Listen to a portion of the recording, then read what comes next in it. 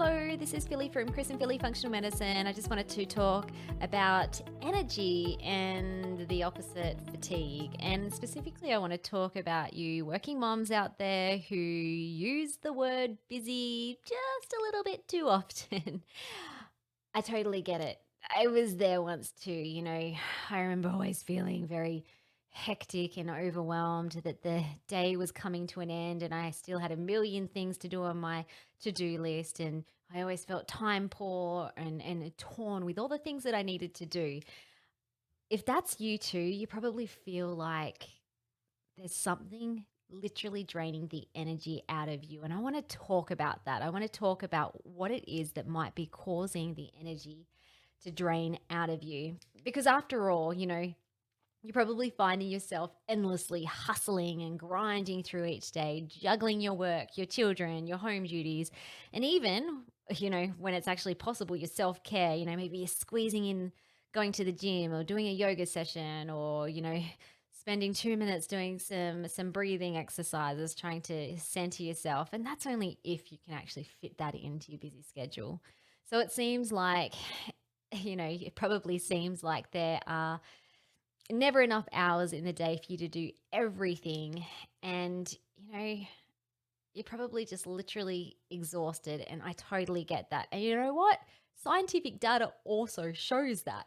So I did a bunch of research and came across lots of articles actually that talked about working moms and working dads as well. And there was one study that showed that 42.5% of full-time working mothers experience ongoing fatigue. I mean, that is incredible. That's almost 50% of the working mum population. So it's not just a little issue. This is a big issue. I actually feel like this is a world crisis. Because let's admit it, like a lot of working mums out there, you try to push through exhaustion with always reaching for, something for a pick-me-up, coffee, sugary treats, and energy drinks, because, you're just struggling to get through the day without those things. And I know that, I'm a mum. I own my own business, entrepreneur, all that sort of stuff. And I'm really proud of the achievements that I have accomplished, and you should too. So juggling parenting and working is an accomplishment, but historically, or there are historical trends have proven that us mamas, we just tend to push this idea a little too far, and we end up compromising our health and our well-being. So I wanted to share a little story, share my story all the time, but in case you're new to this platform, I wanted to share a little bit of story about when my energy actually bottomed out. So this happened to me after giving birth to my second child. I quickly jumped back into work and into studies. I was lecturing at university, and, it was quite a high pressure job.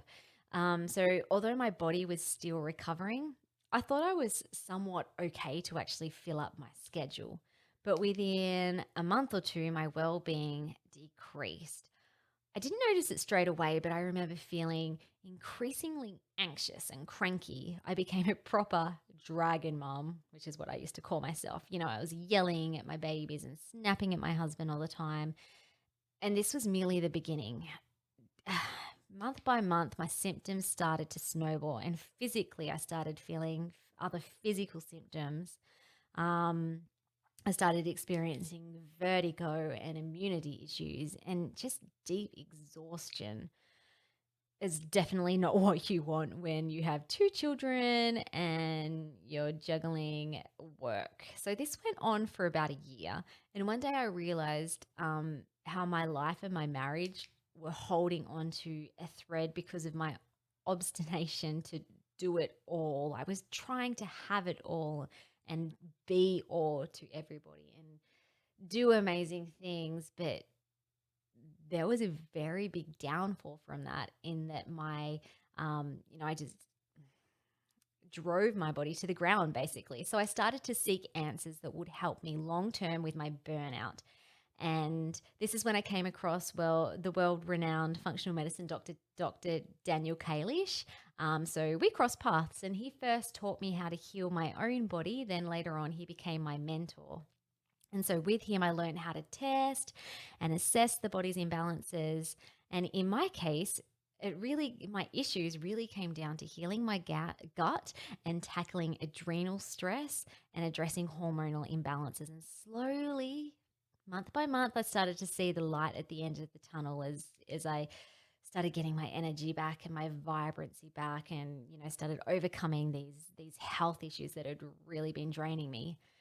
So it's often that we assume that there's only one cause, which can result in low energy and burnout. But with functional medicine, I was actually able to see firsthand that there are a dozen or so causes that all need to be tackled to help to improve your energy and your well-being. So I wanted to also talk about three of the most common things that I see time and time again in working mums that cause fatigue.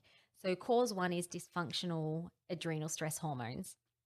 So if you don't know much about the adrenal glands, they secrete your stress hormone, cortisol, which is experienced like a jacked up fight or flight response when it's acting dysfunctional. So when you are overstimulated with constant stress, your inner balance actually starts to deplete, which can lead to a dysfunctional stress hormone response. And this can really leave you in a state of inflammation and catabolic damage. And with that adrenal fatigue, other symptoms can start to snowball, such as mood imbalances, PMS, depression, cravings, and you've guessed it, a massive energy drop. So adrenal fatigue can be caused by a number of scenarios, the most common being emotional stress or busyness, but also trauma, of course, but even childbirth and pregnancy and giving birth can be really taxing to both your body and your mental state, and it can continue after the baby is born as you learn to adjust to becoming a new mum who is also probably very sleep deprived because the baby's waking up all the time. So another factor that can cause adrenal fatigue is a diet high in sugar or inflammatory foods. Physical pain is also a major stressor, like headaches, migraines, back issues, musculoskeletal injuries, and then gut pain as well. And then you can have internal inflammation. So that inflammation often comes either from within your gut or poor liver detoxification, which can stack up toxins within your body, both of which will put a stress on your adrenals. So that's number one cause of fatigue. Number two cause of fatigue, which I see often on lab testing as well, is dysfunctional mitochondria. So mitochondria are little organelles living in your muscle tissues, and they are your powerhouse as they convert any food you consume into ATP energy. So when your mitochondria are dysfunctional, your body struggles to convert food into energy properly, and instead it stores it as fat. So not only can this actually affect your weight and your overall health, but it also leads to fatigue because you're just not converting that food into energy effectively. So dysfunctional mitochondria often caused mainly through nutritional deficiencies or actual damage to the structure of the mitochondria.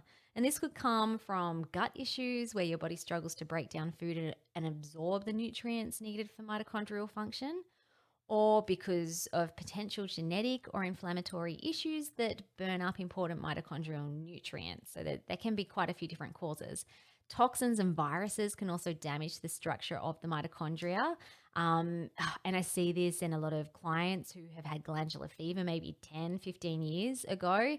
And, they claim that they've never recovered from that virus. And often the reason why they've never recovered is not so much that the virus is still active, but it's because it's affected the mitochondria and other body systems, causing that fatigue.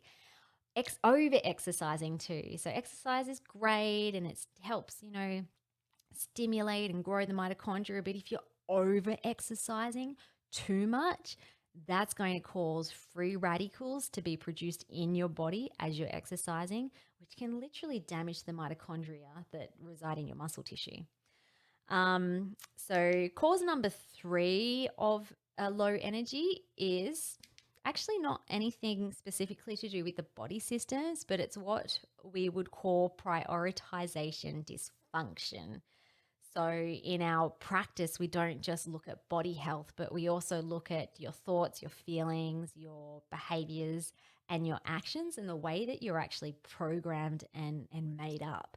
Um, so through prioritization, we not only look at your body's imbalance, but also explore your brain wiring and your mindset issues. So a prioritization dysfunction happens when you are over prioritizing something in your life that just isn't important, or um, there might also be an imbalance of prioritization of things that are actually important to you. So it's not necessarily that you're doing something or that you're overdoing something that's not important. It might just be that there's a big imbalance of um, doing something that's important to the detriment of something else that is also very important, if that makes sense. So, as a working mum, for example, it would seem that both your family and your work are valuable. Yet, while you may agree that quality time with your husband and your children comes first, you might prioritize the work hustle more often than you'd like to admit. So, trying to balance both can be extremely draining. It may feel like the more you try to force prioritization on everything at the same time, the less positive outcome you seem to achieve. So, it can be super, super draining and can literally cause you physical fatigue.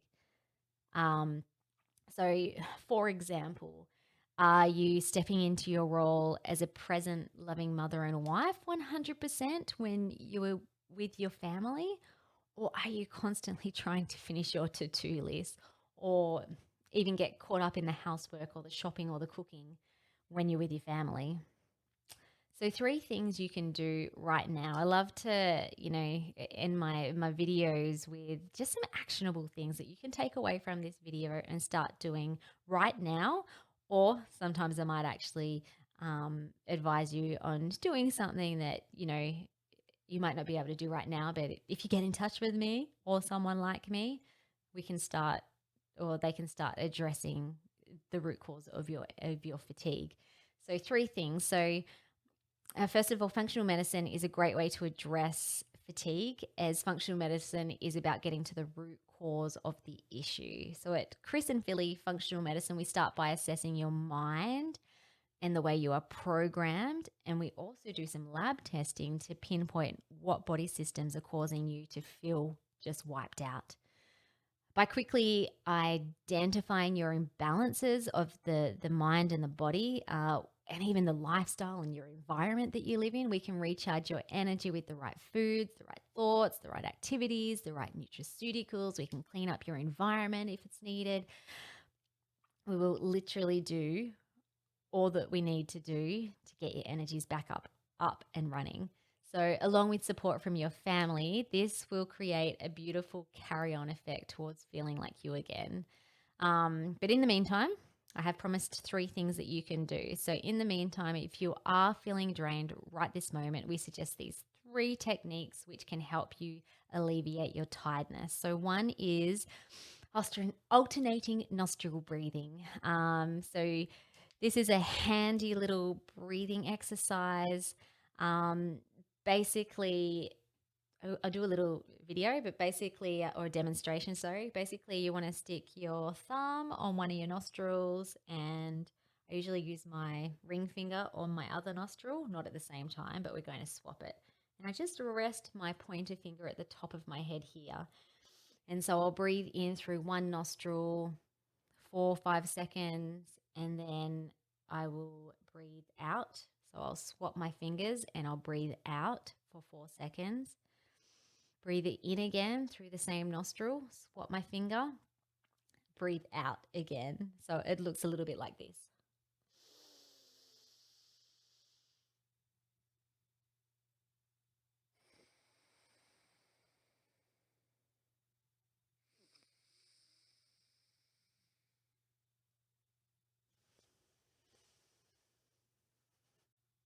I actually just feel really calm and rejuvenated just from doing those, what was it, 2 or 3 breaths. So imagine if you were to do that for like 5, even 15 minutes, you're going to give your adrenal stress hormones a lot of TLC. So I would advise setting aside some time for yourself to practice this meditative breathing. This will help to reduce your stress levels. So, if you are in adrenal fatigue, this is actually going to start doing the groundwork to start healing those again.